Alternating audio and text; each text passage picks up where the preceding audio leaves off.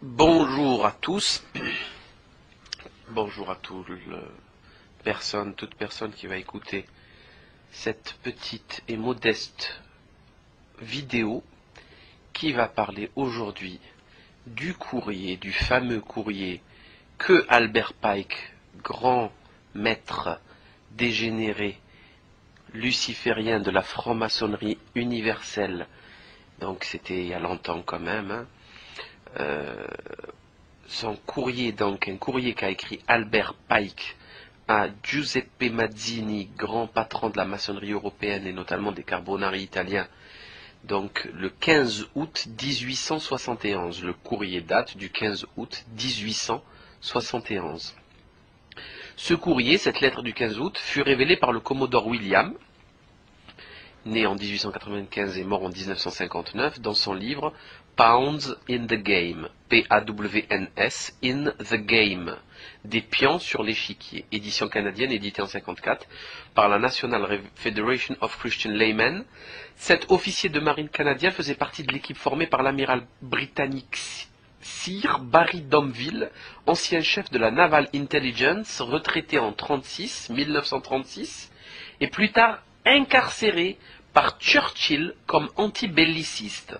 Donc vous comprenez un petit peu à qui on a affaire. On a affaire à des gens intelligents qui ne voulaient pas se retrouver dans des guerres qui n'étaient pas les leurs et qui étaient fomentées par des comploteurs, des conspirationnistes francs-maçons dégénérés.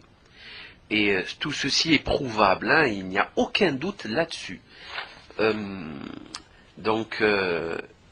Des deux défaites subies par la France, la militaire et sociale, profiteront à la fois les financiers cosmopolites et les disciples de Karl Marx, tandis que les promoteurs du World Revolutionary Movement, Giuseppe Mazzini et son homologue nord-américain, le général Albert Pike, dans leur lettre du 15 août 71, traitent du schéma crise, guerre, révolution, des trois guerres mondiales suivies de trois grandes révolutions qui doivent marquer le XXe siècle.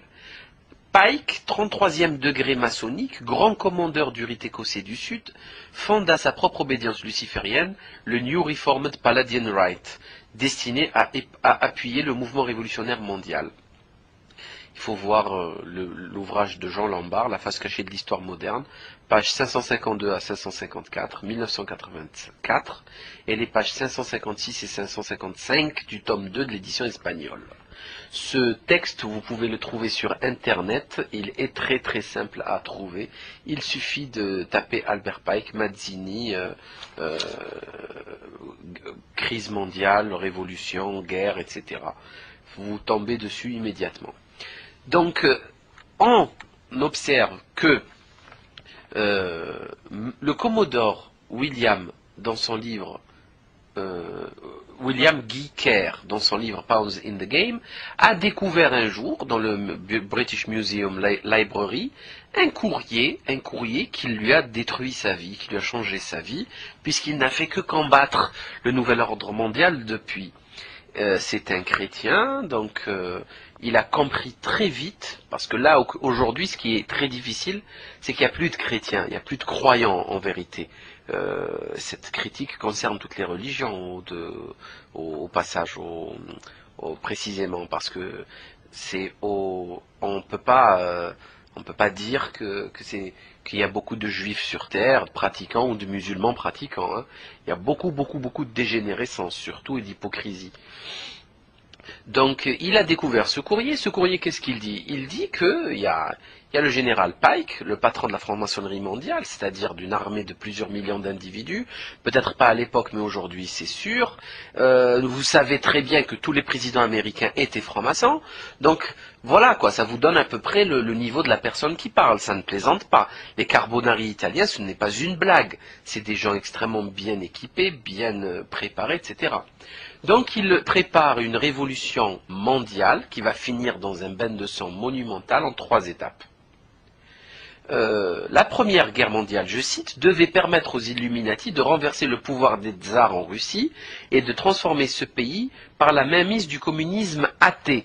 les divergences naturelles attisées par les agentours des Illuminati entre les empires britanniques et allemands devaient servir à fomenter cette guerre. Le conflit terminé, le communisme devait se constituer et être utilisé pour détruire les autres gouvernements et affaiblir les religions. Donc vous voyez très bien que c'est exactement ce qui s'est passé, hein, mot pour mot. On a tué le tsar pour instaurer, alors on peut tout dire du tsar, on peut dire que c'était un voleur, un bourgeois, un aristocrate qui serrait qui écrasait le peuple, etc. On peut tout dire. On peut tout dire et imaginer le pire. Dire que si on l'avait laissé, il aurait fait ça, il aurait fait ci. Moi, ce que je sais, ce dont je suis persuadé, c'est que Karl Marx faisait partie des Illuminati, de la Ligue des Hommes Justes, et que le Capital et tous ses ouvrages dégénérés ont été commandités par cette excroissance des Illuminés de Bavière qui est la Ligue des Hommes Justes. Donc, nous voyons ici la création d'un monstre tentaculaire qui est le communisme, qui va créer des centaines de millions de morts. Entre les famines et les massacres russes et tout ce qui est chinois et compagnie, c'est monumental. Donc voilà, on a troqué le tsar contre des démons. Je passe à la Deuxième Guerre mondiale, qui devait être fomentée en jouant sur les divergences entre fascistes et sionistes politiques. Cette guerre devait permettre la destruction du nazisme et accroître la puissance du sionisme politique, de façon à ce que l'État souverain d'Israël puisse s'établir en Palestine. Pendant la Deuxième Guerre mondiale, la puissance du communisme international devait arriver au niveau de celle de la chrétienté tout entière. Arrivé à ce point, il devait être contenu et mis en réserve jusqu'à son utilisation pour le dernier cataclysme social. Quelle personne informée pourrait nier que Roosevelt et Churchill ont réalisé cette politique?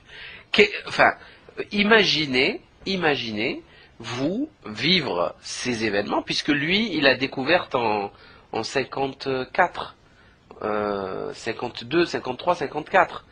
Et imaginez, il a vécu la Première Guerre mondiale et la Seconde. Et c'est exactement ce qui s'est passé. Et lui, il se retrouve devant les yeux avec un courrier de 1871. C'est-à-dire 40, 50 ans avant la Première Guerre mondiale et plus avant la Seconde. Et ça se passe exactement comme c'est écrit sur ce courrier. Comment savait-il qu'il y aurait des sionistes ? Alors qu'ils n'étaient pas encore là, les sionistes. Théodore Herzl n'avait pas encore fait son congrès de Bâle en 1896. Il y avait encore rien. Comment pouvait-il savoir sur le fascisme? Il n'y avait pas de fascistes à l'époque, en 1871. Soyons sérieux. Vous imaginez le choc reçu quand on lit un courrier aussi prophétique, aussi démoniaque.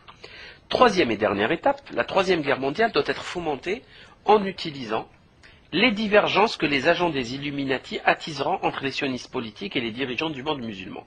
La guerre doit être menée de telle manière que l'islam, le monde arabe, y compris la religion de Mohammed, et le sionisme politique, y compris l'État d'Israël, se détruisent mutuellement.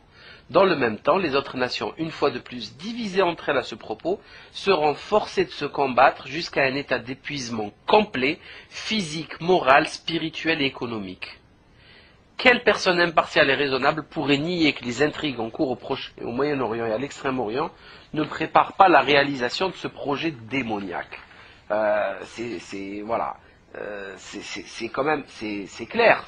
C'est exactement ce à quoi on se prépare.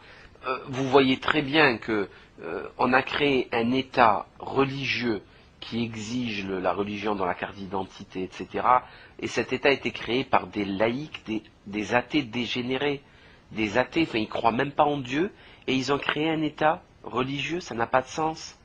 Ceci n'a pas de sens, c'est pas logique, ok? Ça, c'est ridicule. Le 15 août 1871, Pike disait à Mazzini qu'après la Troisième Guerre mondiale, ceux qui aspirent à dominer le monde sans conteste provoqueront le plus grand cataclysme social que le monde ait jamais connu. Nous citons ses propres termes empruntés à la lettre cataloguée au British Museum Library à Londres.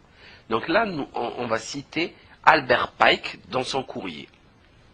Là, il cite la Troisième Guerre mondiale, c'est-à-dire le bouquet final. nous lâcherons les nihilistes et les athées, et nous provoquerons un formidable cataclysme social qui, dans toute son horreur, montrera clairement aux nations les effets d'un athéisme